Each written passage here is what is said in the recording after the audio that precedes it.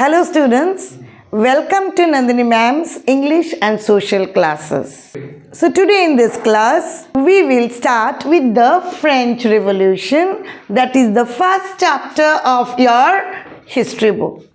So now let us start with this revolution and know in this chapter we will know what did the French Revolution took place, what are the causes behind it, and we will know about the contribution of the philosophers in it, and then we will know what is the consequence of the revolution, and most importantly, the significance of this revolution.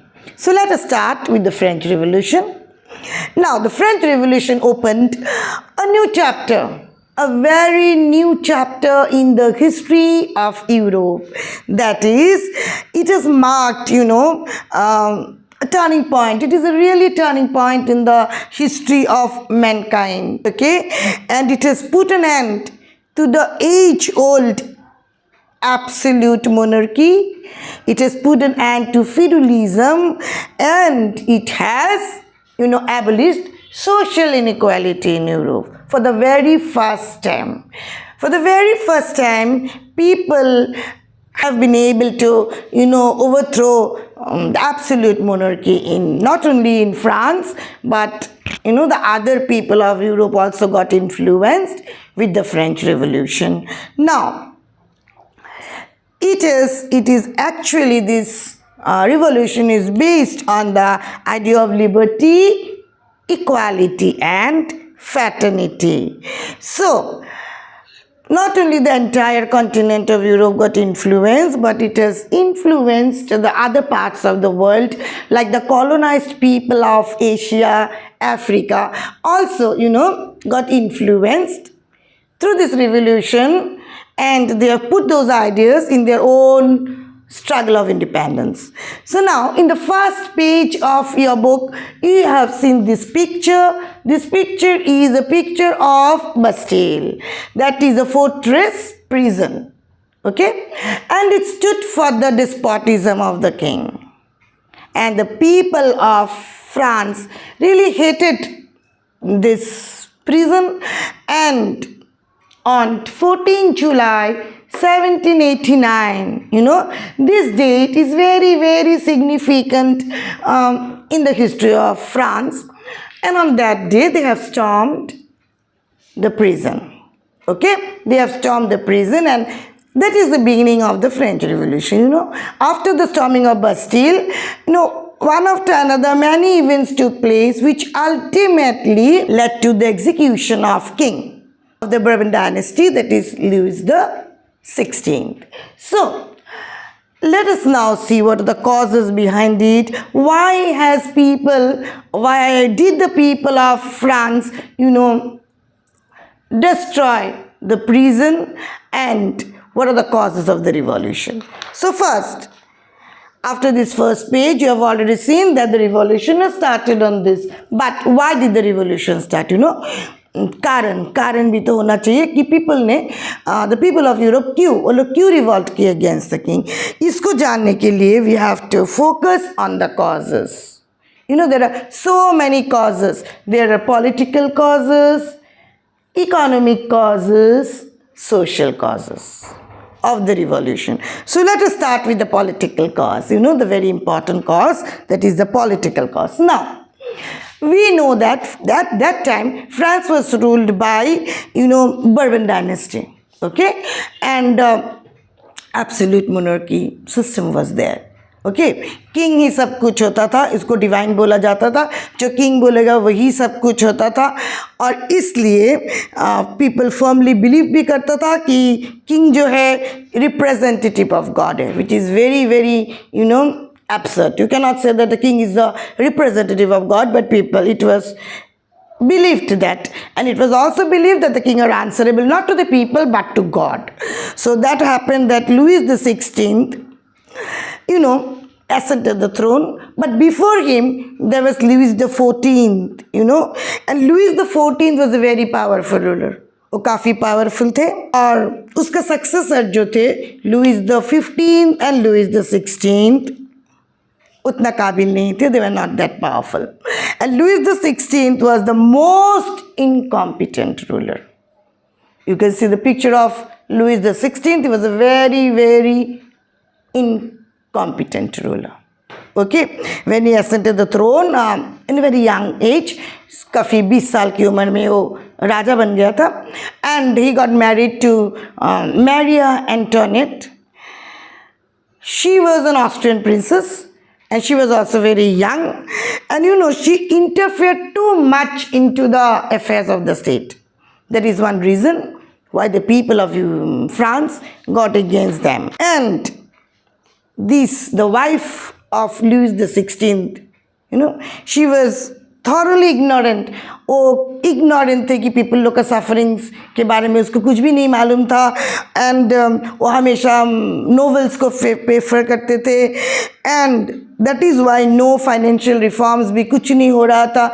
And Louis XVI American को help कर रहा था, उन्हें American colonies, you can see the 13 American colonies over there. Louis XVI उन लोगों को help कर रहा था, and that is why he has, you know, ruined the economy of France.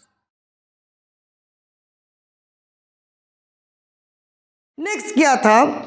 We can see the economic causes. Okay, economic causes भी बहुत सारा थे.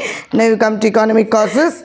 As you all know, the financial state of France was very critical, and Louis XVI was in debt.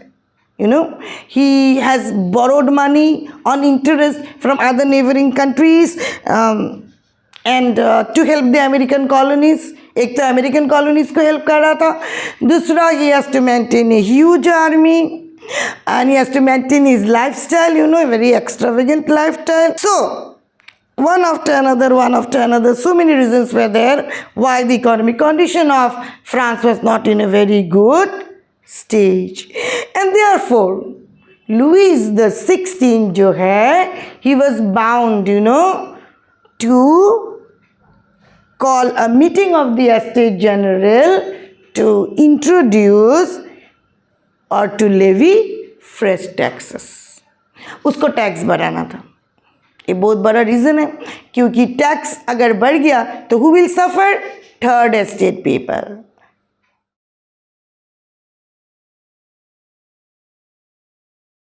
So now we come to the social cause, which is a very, very important cause of the revolution. That is the social cause. Now what is the social cause? ये जानने के लिए हम लोग को देखना पड़ेगा कि फ्रेंच सोसाइटी जो है वो 3 एस्टेट में डिवाइडेड थे.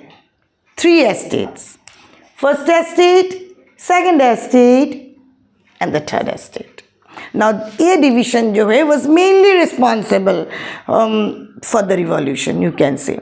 So what happened is, the first estate belonged to the clergy, the second estate nobility, and the third estate belonged to the common people, that is lawyers, administrative officials, farmers, domestic help, you know, small farmers, artisans, everyone. So now you see, the first 2 estates enjoyed all the privileges, whereas the third estate has to bear all the taxes. सारा taxes third estate को देना पड़ रहा था, whereas the first 2 estates were exempted. They were totally exempted from paying taxes. Though the nobles did not have any, you know, political power, but they remained loyal to the king. But the clergy, you can see, the clergy owned 1/5 of the land. You know, and the clergy also, they enjoyed several privileges, but in the clergy also you will see there are lower clergy and upper clergy. Lower clergy did not enjoy any such privileges, but the upper clergy enjoyed all the privileges. Okay, so now you come to the third estate. Now the third estate belonged to the common people. See, both the nobles and the higher clergy, they led a life of pleasure. You know, the nobility and the clergy. They did not bother anything. They were not at all concerned about the critical condition of the third estate. You know, so majority of the people belong to the third estate. Now we come to the third estate, who are totally responsible for paying all the taxes. So there was a saying at the time that the nobles fight, the clergy pray and the people pay. The people had the responsibility, the third estate people had all the responsibility to pay. So majority of them, traders, lawyers, peasants, workers, all fall in this category. And they had to pay all the taxes. They had to pay a direct tax called tail. They had to pay the salt taxes. And besides paying all these taxes, they have to pay teeth, a tax to the church. So these were, besides these, the nobles, the peasants had to work in the house of the nobles. So all this causes, one after another, led to the revolution.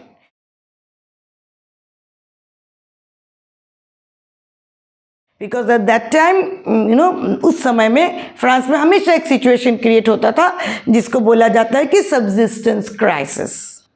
At the time in France, at the time of old regime means at the time of the king, that is before 1789.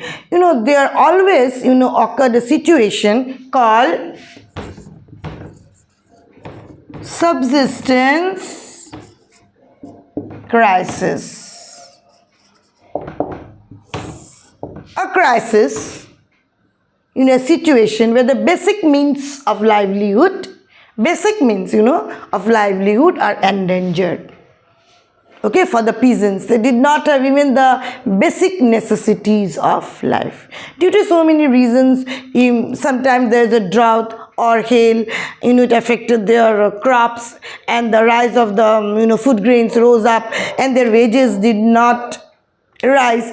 So there are many reasons why this has occurred, but subsistence crisis is a situation which frequently occurred in France at the time.